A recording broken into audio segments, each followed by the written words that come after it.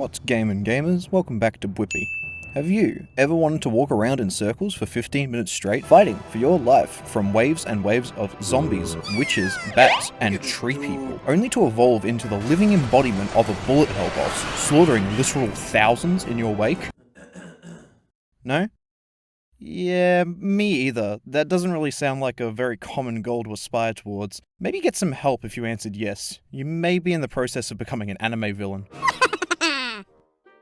What the hell was that? But for those of us that are curious what that might feel like, may I present to you Vampire Survivors. This Castlevania-inspired walking simulator is one of the simplest games that I've ever played. That in no way should be seen as a negative. When I first bought this game, I played it for around 8 hours straight. I don't know if it's because I was having a hyper-focused day or what else could have possibly caused it.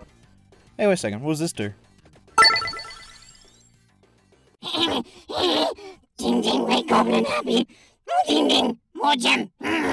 Yeah, no idea what could have caused that at all. The core gameplay loop is really simple. You use WASD to move around. You start with one weapon. You kill enemies. Enemies drop gems which fill up this blue bar at the top. Once that's full, you level up and you get to choose what item or weapon you would want next. You have 6 weapon slots and 6 item slots. After you have picked up an item or weapon, you'll be able to select it again on future level ups in order to increase their effectiveness and their power. Each weapon deals damage in different ways, like randomly hitting enemies across the map with a lightning bolt, or bouncing a gem around the screen that passes through absolutely everything. The weapons that you use fire automatically as you walk around, meaning that most, if not all, of your focus will be simply on dodging away from enemies so that they don't hurt you, which is easier said than done at the later levels.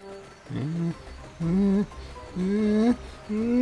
an enemy gets too close, you'll flash red and you'll take some damage. With the enemies getting stronger as time moves forwards, this can be a little bit difficult.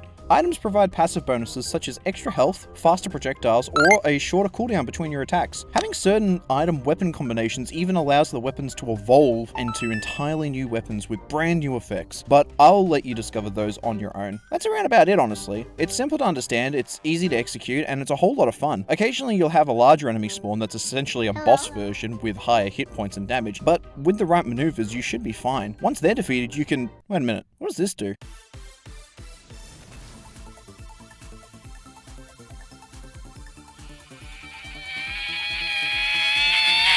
Oh, yeah, right. Bosses and certain enemies will actually drop chests that allow you to essentially fast-track your weapon and item levels.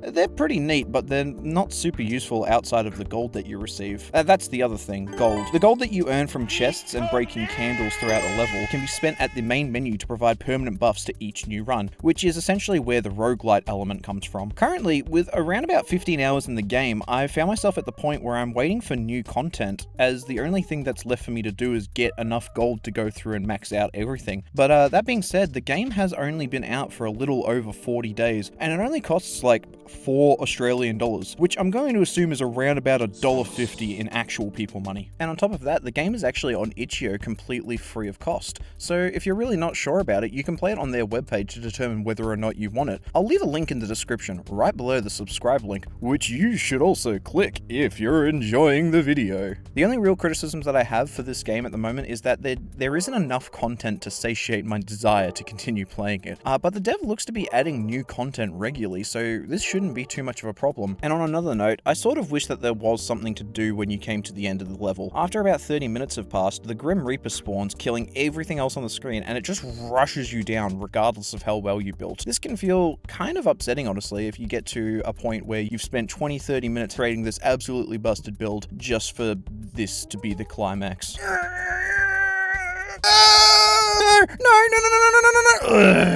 The last thing that I will say is that this definitely isn't the right game to play on days if you're feeling a little bit of a sensory overload, as the amount of visual and sound effects that play at any time, it's kind of ridiculous, especially once you hit the 15 to 20 minute mark.